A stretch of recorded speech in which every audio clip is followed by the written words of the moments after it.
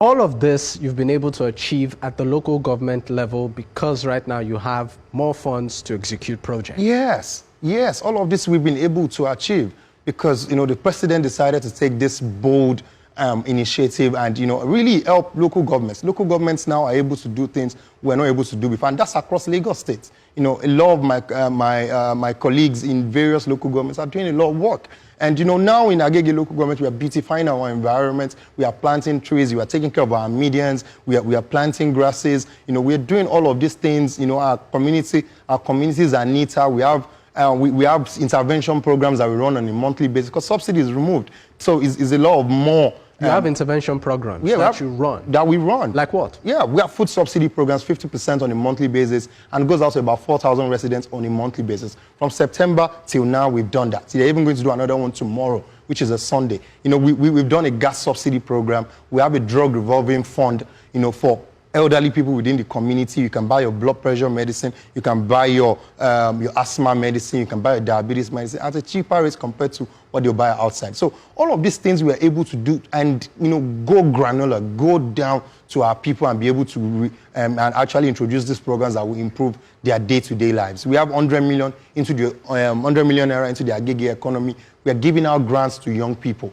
These are things that we were unable to do. Local governments were unable to do before. But now we are now doing, and we're not just relying on what's coming from the federal government alone. But right now, we are also automating our processes of our revenue. So all of the money we collect in our market, in our kiosk, on levies and rates and levies, they come directly to us. So we automate that process. We've done data enumeration across the community. We're able to know how many shops, how many houses, the CB radio taxes you're meant to pay. Do you pay them? So all of these things we are doing. We are renovating our youth centers. We have a center for fashion design. We have a center for leather hub, for making shoes, bags, belts. We have a center for, beauty world in terms of cutting your hair, making your hair styling, pedicure.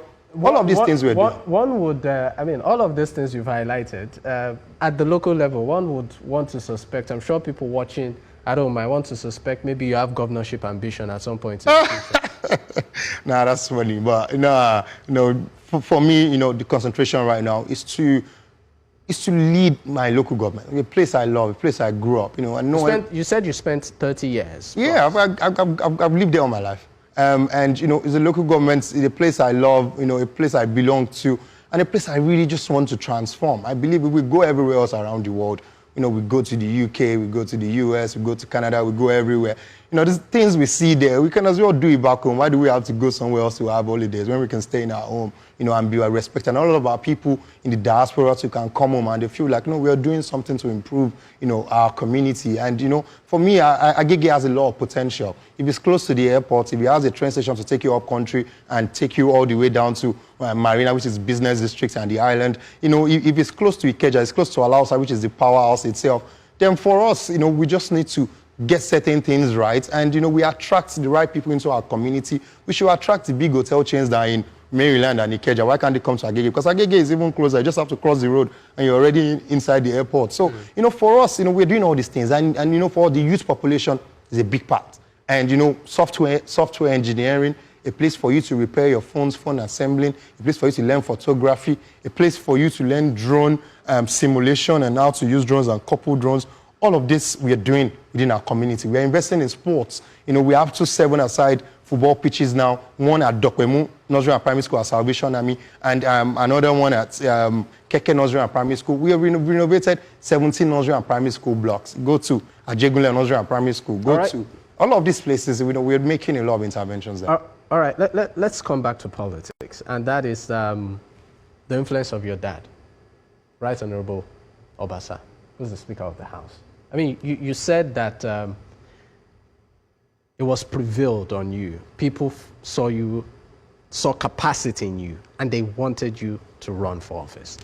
But I know it's pretty much difficult, maybe I'm wrong, to live outside his influence and his shadow. What makes you, Vinod, different?